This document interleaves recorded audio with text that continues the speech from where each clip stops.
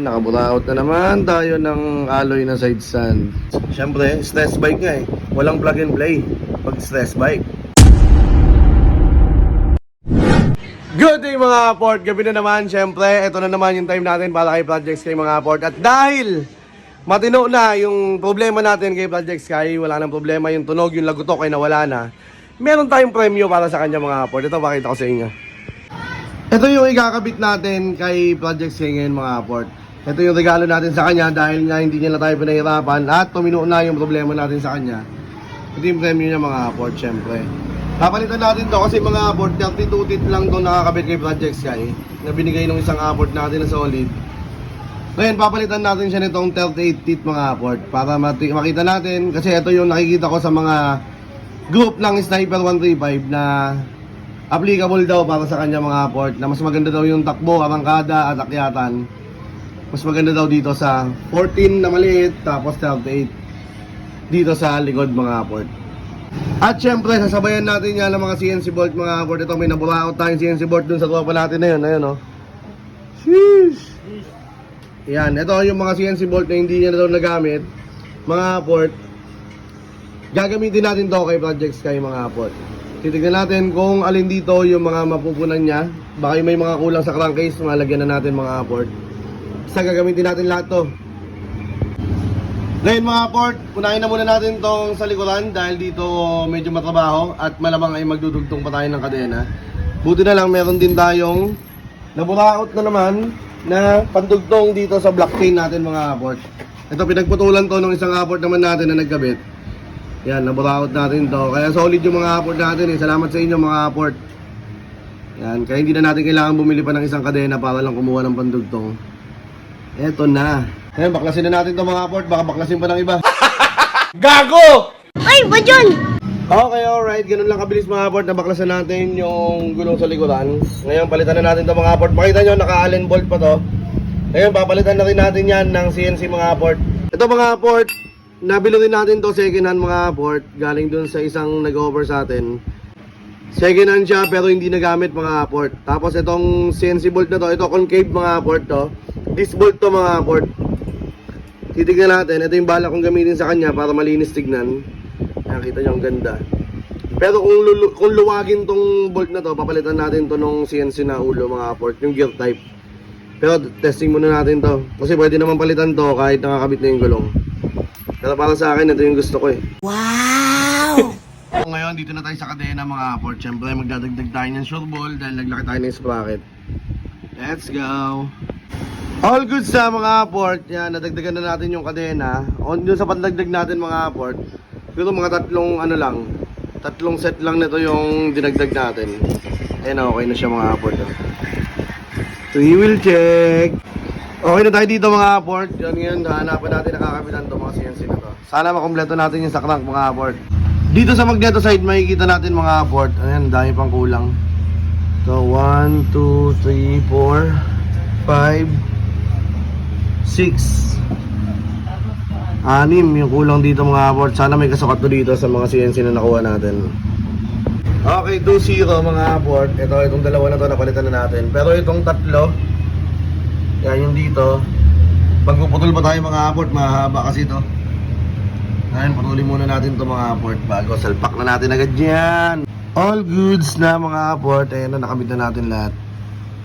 Nahanapan na natin ng kasukat lahat. 4 lang dito yung nagputol tayo. Itong 3 na to, tsaka yung isa dito sa ilalim. Ito. Kaya ngayon, ito na lang yung natitira. Nahanapan natin. Tingnan natin kung makakabit natin sa kabila. Dalawa rin yung kulang sa kabila. Tingnan natin kung sakto to. Yan mga port, dito sa kabila, ito yung kulang. Itong isa na to. Tapos, ay isa pa dito eh. Ito mga port yan. Yan yung kulang na isa pa. Sana sumakto to mga port. Ito na, tinanggal na natin yung isa. Mukhang mas mahaba yung CNC natin. Siyempre, ano pa hinihintay natin? Putulin na natin to. Baka putulin pa ng iba. Gago! Ay, ba dyan? At ayun na nga mga port, kompleto na rin yung bolt natin dito sa crankcase sa clutch side mga port. Yun o. Napakaganda. Talagang pintura na lang mga port. Ang balak natin pa pintura dito ay ano lang, metallic black. Simpleng simple. Baka naman may mabuting puso dyan na mag-sponsor ng pintura ng crank natin. Metallic black lang mga port. Hindi ako nagpapatinig ha. Pero baka naman. Gago! Ay, ba dyan? Yung mga item na bolt na CNC na sobra natin, baka dito na natin lagay. Ito, 4 to yung kabilaan. Dalawa. Yan, dito na natin lalagay yan. Tapos yung mga big head naman, siguro dito. Itong dalawa na to, palitan natin ang big head. Tapos maganda siya tignan. Halos kompleto na. Nabuo sa buraot. Ot bura. Wow! Sana all. Okay, pabilisin na natin to mga abort. Alas 12 pasado na. Kapit ko na lahat to. Bago video na lang natin pagka nakakabit na lahat.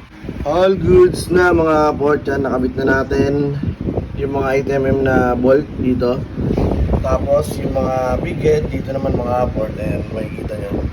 Kaya ngayon sa tingin ko yung bolts ni Project Sky ay mga 95% na ako. 90% na kamo mga abort. Yan, makukumpleto rin natin yan. Dating yung araw na makakaburaot tayo ulit. Gago! Ay, ba dyan? Hindi, joke lang mga aport. Siyempre, makakakuha din tayo niyan mga aport. Paunti-unti lang. Sana all. Ngayon, bago ko makalimutan, meron pa pala tayong isang ikakabit last. Last but not the least.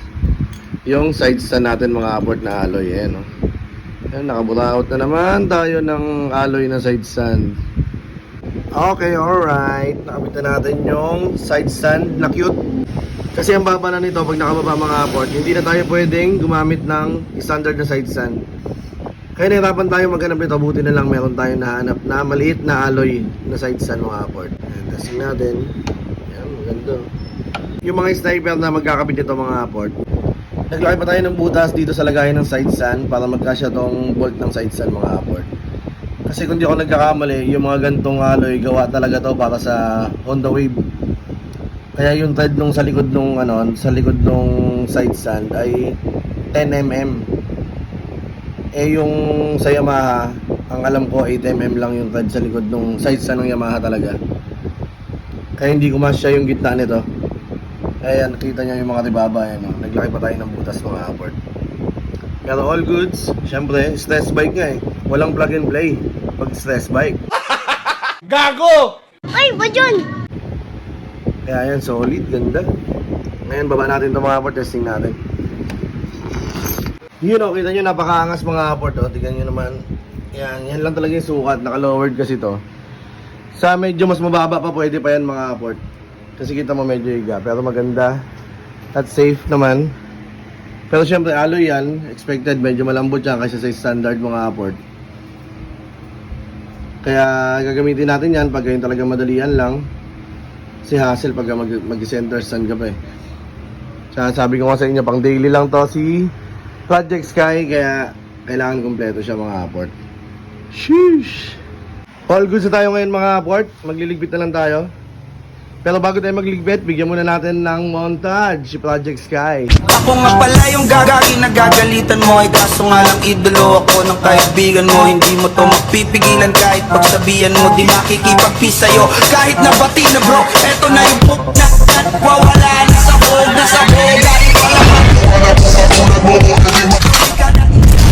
Okay na mga aport, abangan nyo yung mga susunod na pyesa na ikakabit natin kay Project Sky mga aport. Hanggang dito na lang muna tayo. Kita-kits tayo sa mga susunod na video. Bye-bye!